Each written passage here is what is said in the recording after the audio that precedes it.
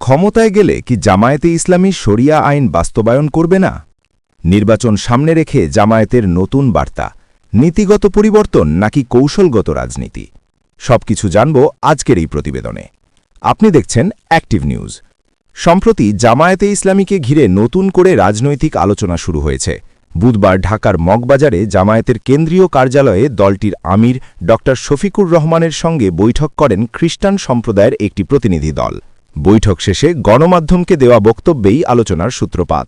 National খ্রিস্টান fellowship of বাংলাদেশের general secretary Martha Das সাংবাদিকদের জানান, জামায়াতে ইসলামীর আমির আশ্বাস দিয়েছেন, যদি তারা রাষ্ট্র পরিচালনার সুযোগ পান তাহলে বাংলাদেশে শরিয়া আইন বাস্তবায়ন করা হবে না। এই বক্তব্য ছড়িয়ে পড়তেই রাজনৈতিক অঙ্গনে শুরু হয় ব্যাপক আলোচনা। বৈঠকে উপস্থিত জামায়াতে ইসলামীর সহকারী সেক্রেটারি জেনারেল এহসানুল মাহবুব জুবায়ের বলেন, বাংলাদেশ চলবে সংবিধান ও বিদ্যমান আইনি কাঠামোর মধ্য দিয়েই, যেখানে সব ধর্মের মানুষের সম্মান ও অধিকার সমানভাবে রক্ষা করা হবে। তার ভাষায়, বিদ্যমান আইনই এই মুহূর্তে বাংলাদেশের জন্য যথেষ্ট।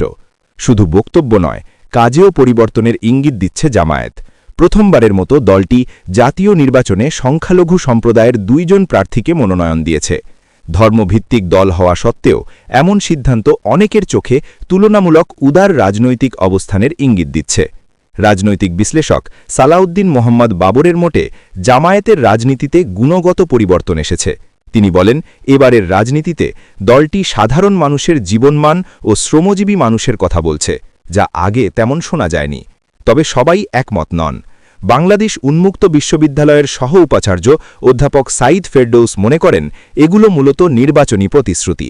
নির্বাচনের আগে সব দলই নিজেদের গ্রহণযোগ্য করতে এমন বক্তব্য দেয়, কিন্তু বাস্তবায়ন নিয়ে প্রশ্ন থেকেই যায়। রাজনৈতিক বিশ্লেষক মাহবুবুল্লাহ বলেন, জামায়াতের বিরুদ্ধে যে কঠোর ধারণা রয়েছে তা কাটাতেই এখন নরম ভাষা ও উদার বার্তা দেওয়া হচ্ছে। অন্যদিকে জামায়াতের কেন্দ্রীয় নেতা মতিউর রহমান আকন্দ দাবি করেন, শরিয়া আইন বাস্তবায়ন না করার কথা সরাসরি এই ভাষায় বলা হয়নি, বরং জনগণের মতামতের ভিত্তিতেই আইন প্রণয়নের কথা বলা হয়েছে। 2012 সালে নির্বাচন কমিশনের শর্ত পূরণে জামায়াতে ইসলামী তাদের গঠনতন্ত্রে পরিবর্তন আনে। ইসলামী রাষ্ট্র ব্যবস্থার পরিবর্তে গণতান্ত্রিক ব্যবস্থার কথা উল্লেখ করা হয়।